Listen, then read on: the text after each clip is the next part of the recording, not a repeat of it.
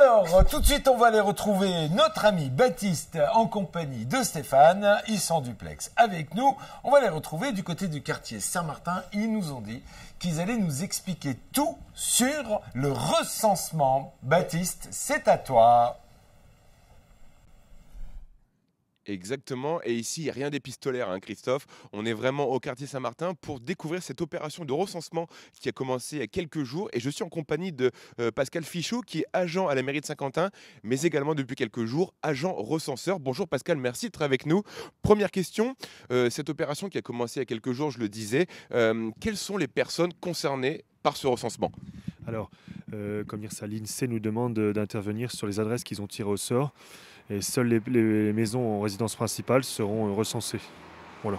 Donc en fait, la question, on en parlait avant qu'on soit en direct, toutes les personnes de Saint-Quentin et du quartier Saint-Martin notamment ne sont pas susceptibles d'être recensées cette année. Non, ils ne seront pas recensés la même année. Voilà. Parce qu'il y a une façon, une méthode d'échantillonnage, hein, c'est bien cela. Tout à fait. Alors donc le recensement sur les communes de plus de 10 000 habitants, c'est l'échantillonnage. On va rentrer dans 8% de la population. Avec ça, on va déterminer qu'on est X 1000 personnes habitant sur Saint-Quentin. Donc quelque part, est-ce que les chiffres sont faussés ou c'est une représentation partielle de la population à Saint-Quentin et en France plus largement? Après ça, c'est pas évident de vous le dire parce que c'est l'INSEE qui fait ses calculs derrière. Bon, alors cette opération à Saint-Quentin, c'est ce qui nous intéresse aujourd'hui. Combien de temps elle va durer?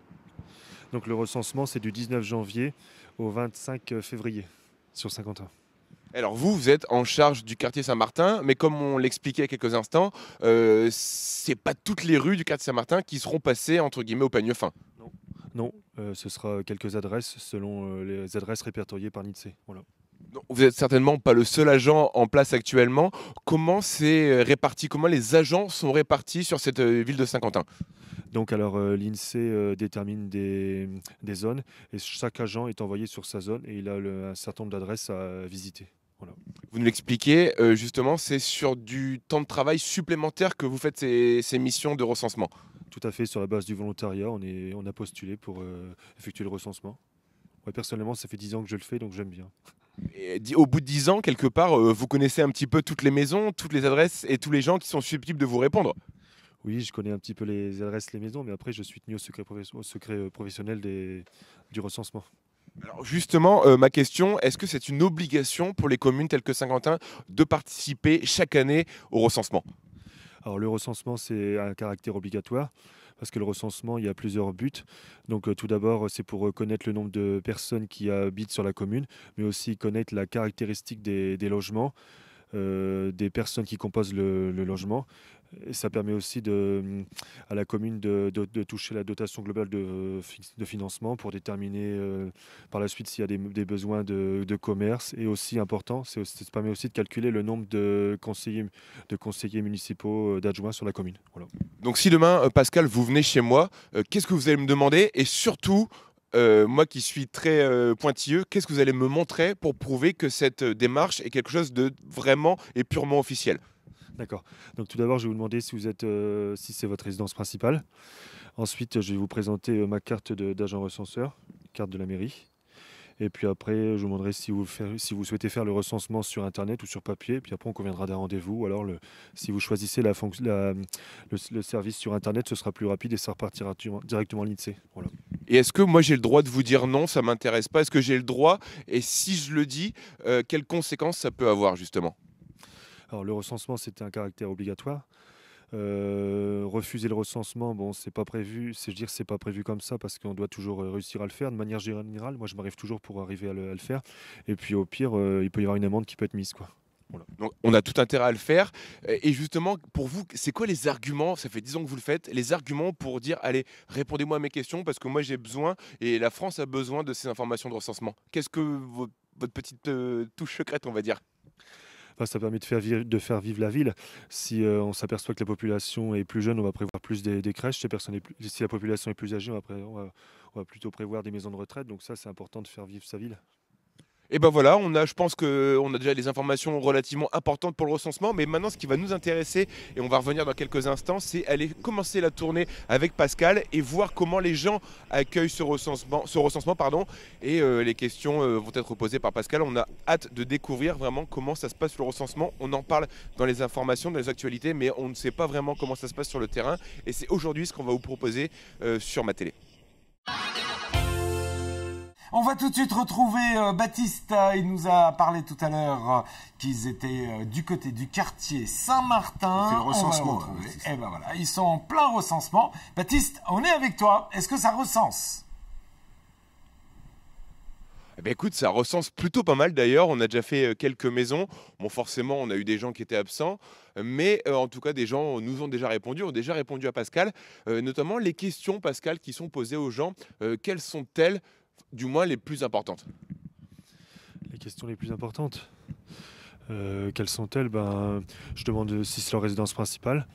Après, combien de personnes dans la maison, s'ils souhaitent faire le recensement sur Internet ou par papier. Puis après, on convient d'un rendez-vous. Ou alors, ça repart directement à l'INSEE. Voilà. Alors justement, là, on va arriver à côté d'une maison. Mais avant tout, je voulais savoir comment ça se passait si les gens ne voulaient pas répondre, si on vous dit simplement « j'ai pas envie de vous répondre », qu'est-ce que vous devez faire comme retour après au niveau de l'INSEE? Alors bon, si vraiment les gens ne souhaitent pas répondre, comment dire ça, je vais réinsister. De manière générale, j'arrive quand même à récupérer tout le monde. Ou alors après, au pire, je fais un recensement par téléphone aussi, si les gens ne sont pas chez eux aux heures où je passe. Voilà. Il y a toujours une solution quelque part pour trouver la personne. Et justement, on est dans une rue. Pascal, je vous laisse sonner et voir si on a quelqu'un qui va pouvoir nous répondre et répondre surtout à Pascal et à ces questions qu'il va poser. Eh bien, on a de la chance. Oui, bonjour. Bonjour monsieur. On est en direct sur ma télé. Je suis avec Pascal, agent recenseur à la ville de Saint-Quentin. Je vais laisser Pascal vous recenser. Bonjour monsieur. Bonjour. Pascal, la mairie de Saint-Quentin, je vous montre ma carte. D'accord. Ouais. Voilà. Donc vous avez été tiré par l'INSEE au sort. Vous avez déjà reçu mon courrier dans la boîte aux lettres. Oui, tout voilà. à fait. Donc là maintenant, aujourd'hui, je dois vous passer vous voir, soit pour proposer un recensement par Internet ou par papier. Non, Internet. Par Internet, voilà. Oui, oui. Alors je vous présente un petit peu le système. Donc le recensement sur Internet, ça c'est simple et rapide. Donc vous allez sur le site lerecensement.fr, Oui. vous renseignez votre adresse mail. Oui. Ensuite vous respectez bien le majuscule et le minuscule du mot de passe et du code d'accès. D'accord, oui. Là c'est 0104 027 001, c'est pour vous identifier par l'ensemble des maisons que j'ai à faire. Puis après vous posez des questions sur où est-ce que vous travaillez, la taille de votre maison, des questions comme ça, des questions qui restent surtout confidentielles. Et à l'issue de ça, le recensement est secret puisque ça part directement à l'INSEE. Personne d'autre aura connaissance de vos documents, sauf quand ils feront le dépouillement au niveau de l'INSEE. Voilà. Je vais vous laisser 4-5 jours pour le faire. Oui, et puis, voilà. Si vous avez des questions, après, j'ai mon numéro de téléphone qui est indiqué ici pour me contacter. Entendu. Ouais, non, mais pas de problème. Non, là, aujourd'hui, de toute façon, le papier, je crois qu'il faut arriver à le limiter. À partir du moment où on a Internet, on a une connexion, il faut en profiter et le faire directement en ligne, quoi, parce que le papier, c'est joli, mais voilà, quoi, c'est des arbres qu'il faut abattre, c'est du papier des fois qu'il faut aussi stocker, archiver, ouais. Alors que l'informatique, c'est tellement plus rapide, 2 clics et puis c'est parti, quoi. Justement, le recensement, on y est aujourd'hui. Est-ce que pour vous c'est important et si oui, pourquoi? Oui, j'estime que c'est important dans la mesure où il faut quand même connaître la population d'un pays, d'une ville, d'une région. Et si on n'est pas recensé, on ne peut pas le savoir s'il y a une évolution positive ou pas au niveau de la population, quoi. Non, c'est très important à mon avis. Donc vous allez jouer le jeu forcément, vous allez répondre à toutes les questions et renvoyer ça à l'INSEE parce que quelque part ça vous concerne directement comme vous me le dites. Enfin moi, pas que moi, je pense que ça concerne tout le monde, quoi. Tout le monde doit se sentir concerné par le recensement, comme pour les élections exactement aussi. Tout le monde devrait être concerné. Pascal, quelque part, c'est toujours bien d'avoir des gens qui soient aussi sympathiques comme monsieur et répondants et voulant jouer le jeu. Oui, tout à fait. Bon, de manière générale, je veux dire, je m'en sors à peu près bien, mais bon, quelquefois, j'ai toujours un ou deux récalcitrants, mais bon, ça va aller quand même. Dans l'ensemble, je pense que vous êtes quand même assez bien accueillis par la population. Ça va, c'est pas... Non, c'est pas difficile, quoi, ça va. Bon, voilà. Et ben en tout cas, merci beaucoup monsieur d'avoir répondu à nos questions. On était en direct sur ma télé. Merci beaucoup de votre sympathie et une très bonne continuation à vous. Merci également. Au revoir et bonne journée. Bon, Pascal, quand on a terminé ce recensement, quand vous avez terminé ce recensement, pour vous, qu'est-ce qui se passe? Alors qu'est-ce qui se passe? Alors, en fin de compte, c'est ma coordinatrice qui va... c'est ma coordinatrice qui mesure l'avancée de mon travail. Et puis après, elle va retourner tous les documents papier que j'aurai récoltés chez les habitants, à l'INSEE. Et puis elle va s'assurer que toutes les autres personnes ont bien répondu sur Internet. Et puis voilà. Bon, dernière question, on en a parlé il y a quelques instants. Le côté confidentiel, c'est aussi quelque chose de très très important. Ah oui, tout à fait. Le fait de faire le recensement sur Internet, je veux dire, les coordonnées... Déjà, tout d'abord, le nom de la personne est effacé parce que le recensement, c'est anonyme. Il n'y a plus de nom. Et puis après, toutes les informations repartent à l'INSEE et ce sera dépouillé dans leur calcul. Voilà. Et ben Pascal, merci beaucoup de nous avoir accordé pas mal de votre temps. La tournée continue, il fait pas très très beau, il fait froid, il tombe une petite pluie fine. En tout cas, merci Pascal de nous avoir accordé un petit peu de votre temps et on vous souhaite bonne continuation dans votre travail d'agent de mairie et agent recenseur. Merci bien à vous de même. Au revoir. Voilà Bertrand, voilà Christophe. La tournée continue pour Pascal et nous on va prendre la direction maintenant du côté de l'école Saint-Jean-la-Croix. On va passer le code de la route.